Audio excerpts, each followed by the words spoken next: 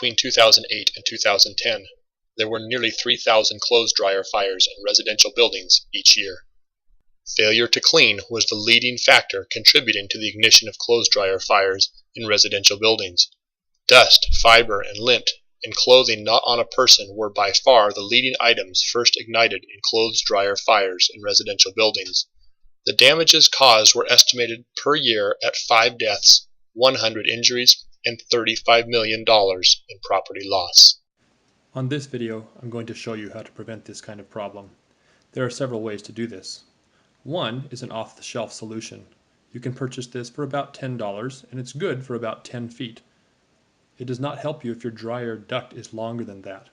In order to completely clean your duct, no matter how long it is, we will show you how to build this device for less than $12, and it will completely clean your ducting from the outside of the building all the way in, pulling the debris to the outside, keeping your house nice and clean.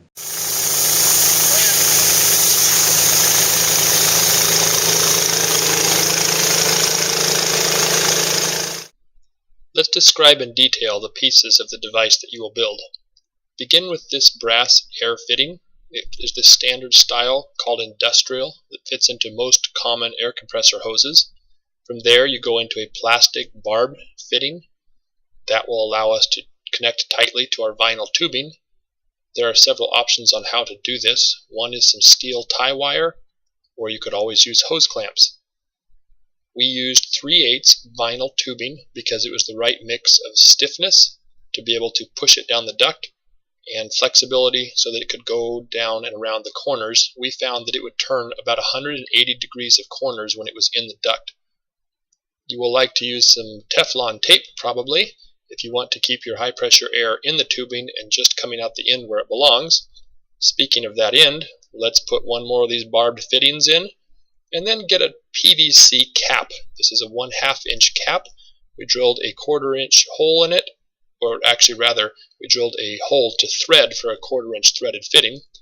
Then we went from that to a short plastic nipple. I could not find the right picture, but this is an example of one. We used the shortest one we could find called a close nipple. And then finally, one more PVC plastic cap. In order to get the dryer vent clean, the shuttle needs to move down the ducting, pulling itself forward while pulling all of the debris and lint out behind it. So what we did is put 3 holes in the end of the shuttle. I used a Dremel with a small bit on it, but anything would work. If you've got a 5/32 bit on the end of a drill, that would work too. Whatever works. The idea is make sure it is tipped backwards. You want it to go in at that angle so that the shuttle is able to pull itself along. If it just blows straight out, it will clean the duct, but it won't pull itself in.